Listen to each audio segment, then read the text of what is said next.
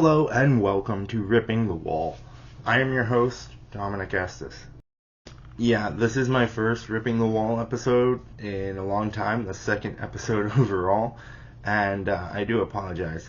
But I want to take this time and bring up some news that has dropped since last month when I did the last Ripping the Wall video, and obviously I'll probably end up leaving some stuff out because it's so far back in the news, and I just can't put everything in this video or it's going to take even longer than it is already going to take.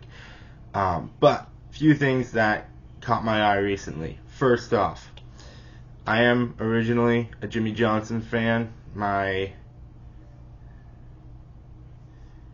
original hat as a kid for Jimmie Johnson is right there. And seeing him get inducted into the class of 2024 for the Hall of Fame with Donnie Allison and Chad Knaus, that was a weird sight. I knew he'd be put in the Hall of Fame. I didn't know when. I knew once he won 7 championships, I knew it would be like whenever he became eligible. But it was still weird to see him be able to go into the Hall of Fame and just be able to see it and remember all of the memories of watching Jimmie Johnson win his championships. Kind of weird seeing him get into the Hall of Fame, but also really nice to see him get into the Hall of Fame at the same time. Per Bob Pockrass, Kaz Grala will attempt to qualify for the Daytona 500 in the 36 for Front Row Motorsports. That is an open car. Rude Bush will be the sponsor for the 36 for that race. And Kaz Grala is also going to run 25 other races in the 15 for Rick Ware Racing, per Bob, of course. So Kaz Grala running basically the entirety of the regular season, but spread out through the year. That's good. That gives him an opportunity to show what he's got. I know he's had a few opportunities over the year, but this is a pretty good-sized opportunity. I think Rick Ware is starting to gain some traction in NASCAR, get some things figured out. So yeah, that's good for Kaz Grala. Family Dollar and Dollar Tree have joined forces with Legacy Motor Club and are allowing Jimmie Johnson to run 3 more races. He had originally planned on just running the 3 that Advent Health was sponsoring, but now he will be running some that Family Dollar and Dollar Tree will be sponsoring. Those 3 races are the Daytona 500, the Brickyard 400, and the season finale at Phoenix. As a Jimmie Johnson fan, the Brickyard 400 was a race I looked forward to every year because I knew he'd be up at the top of the field and battling for that win if he had a good enough car. So I'm looking forward to the Brickyard 400. Circle my calendar on that one. And then the Daytona 500, that's the big race of the year. You got to be in it. He's won it a couple of times. He might have a shot this year. I don't know how Legacy Motor Club is going to perform. Hopefully they perform better than they did last year. I'm not sure how that's going to look, though. Gear Wrench also moved to LMC. They sponsored Stuart Haas last year. They're now going to switch over to LMC, be sponsoring them, and that's big. I'm not sure who they're going to sponsor, but I have a feeling that it'll probably be John Hunter Nemechek. And yeah, he hasn't had a lot of big announcements on sponsors, so I feel like that could be who sponsors him, but it could also go to Eric Jones, or possibly another race for Jimmie Johnson. I don't know. We'll wait and see what Gear Wrench decides to do. Consumer Cellular has announced a deal with RFK in which they'll sponsor Brad Keselowski in 4 races this season. I think this is a big deal, no pun intended, because Consumer Cellular, it's a smaller cell phone company, but it's backed by T-Mobile and AT&T. We already have Verizon in sponsoring Joey Logano with the awful red cars with just the giant check mark on the side and nothing else. They also have like this deal with Walmart. Consumer Cellular does, in which they'll like partner with Walmart, stuff like that. So this could be a pretty big deal for RFK. Wendy's restaurant chain has left LMC and has switched over to Trackhouse. Can't say I blame them, as the most famous clip on an LMC car for Wendy's was Noah Gragson hitting the turn 6 barrier at the street course like 10 times during that race. They got on TV quite a lot that race. No, this is nothing against Noah or anything like that. It's just I understand why they have switched from LMC.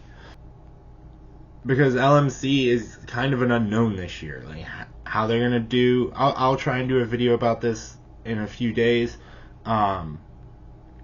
Because they've now swapped over from Chevy to Toyota, so no one really knows how they're gonna be doing. But Wendy's will sponsor 2 Cup races for Trackhouse, one of which will be the Spring Talladega race, and they will also sponsor an Xfinity race for SVG and the Daytona Xfinity race that Daniel Suarez is running. This is all per Bob Pockrass on Twitter. NASCAR docuseries that Netflix produced is set to hit the streaming service on January 30th, so just under a week to go. The title of the series, Full Speed, which it's a little less exciting than Drive to Survive, but the series still should be good. I look forward to watching it next week. I think they could have done something else with the name, but it's okay. We'll see how it does. Marco Andretti will run 7 Truck Series races this year, with the first being at COTA.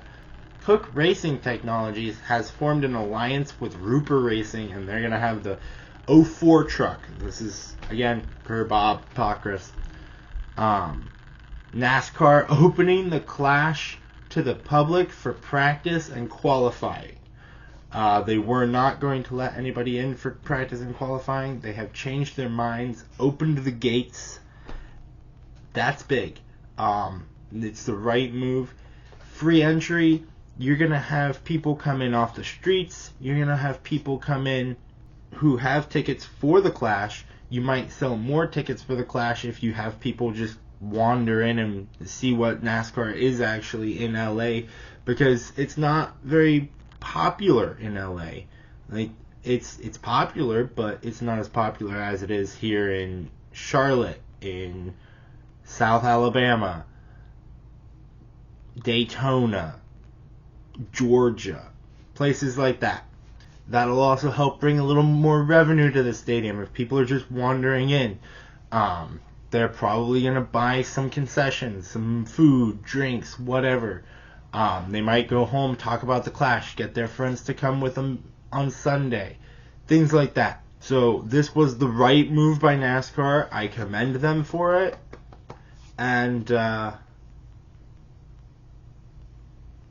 yeah, I like this move by NASCAR to open the race to the public for practice and qualifying. The Cup race at Martinsville officially has a name. The Cookout 400. Per Bob Pockrass. This would mean Cookout is sponsoring 2 NASCAR races, with the Martinsville race and the Southern 500 being sponsored by Cookout. So that would mean Cookout is sponsoring 2 races. with the Martinsville race and the Southern 500, that's a lot of money to be sinking into NASCAR. They see Wendy's getting in there. They want to keep their claim as one of NASCAR's fast food chains, and this should be interesting. I'd like to see how invested Cookout gets into the industry. Rowdy Energy has shut down per Kyle Busch and their announcement on Twitter. Not terribly surprised that Rowdy Energy is shutting down, because energy drinks are such a competitive market. It's insane the amount of competitiveness in energy drinks. I mean, you got Monster, you got Celsius, you got NOS, Red Bull, so many others. It's just hard to get into the market. And really, the only people drinking Rowdy were probably NASCAR fans. And so, there are a lot of us, but there aren't that many of us. A lot of people don't drink energy drinks. So, like, I'm not surprised that Rowdy Energy has gone under. Chili's set to be the sponsor for Corey LaJoie, another restaurant chain getting into the NASCAR industry. I mean, you got Cheddar's, you got Wendy's, you got Cookout. Why not Chili's? They're going to sponsor Corey LaJoie in the Daytona 500, so that should be an interesting scheme. I'm looking forward to seeing that revealed.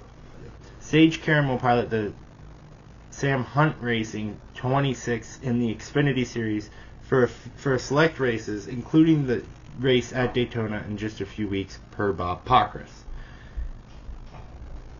And then some very recent news. NASCAR plans on debuting a electric vehicle at the Clash. It won't be in a race, but it will be turned on and run a couple of times around the track. David Reagan's going to drive it. Now, before we all freak out and say that NASCAR is going electric, they're really not. The thing is, I listened to the Dale Jr. download this was a few years ago when they, like at the start of last year, when they first talked about this. They have to do something. The Xfinity Series and the Cup Series are so much alike now. Like, they're very alike. One of them's got to change. It'll probably be the Xfinity Series being turned into like an electric vehicle series, something like that. And with the way things are being pushed to greener earth and save the environment, things like that, you're going to have the electric vehicle showing up at a NASCAR race pretty soon. No, not in the near future, so not this year, probably not next year, but maybe 2 or 3 years, things might start to look a little different in the NASCAR side of things. Alright, so now the real news that we're all looking at, qualifying. There will be a new change to the qualifying format. Group A will determine the outside rows of row 6 through 20. So positions 11, 13, 15, so on.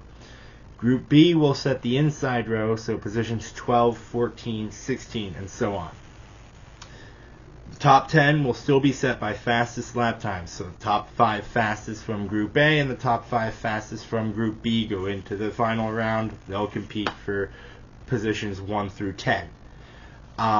This change should make it easier for people to figure out where their favorite driver is starting faster, instead of having to wait till the end of qualifying, figuring out where people are, because speed and lap times are so close, and a tenth of a second or a thousandth of a second gives somebody position 11 over position 12. This will just be whoever's 6th in Group A, well, you know he's going to be in position 11.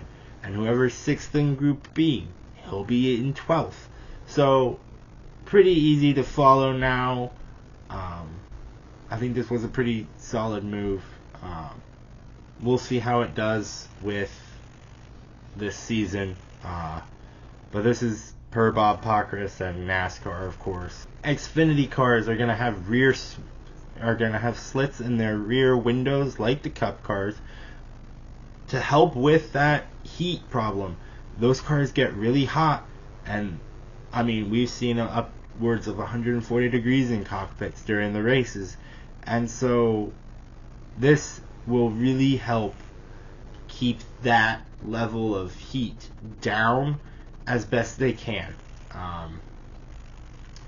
And the gas cans are going from 11 gallons to 9. This will help this is going to reduce the weight of said gas can and allow the gas man to move faster. It also should help make pit stops like a tenth of a second faster. So I don't mind that.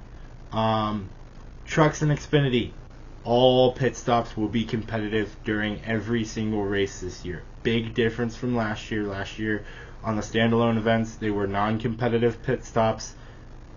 I think this will help keep people interested over the course of stage breaks at standalone events, because it's just, you get to the end of the stage and the field is frozen, and so you have to wait and run a couple of pace laps trying to figure out who goes where everybody needs to be again once, people have pitted.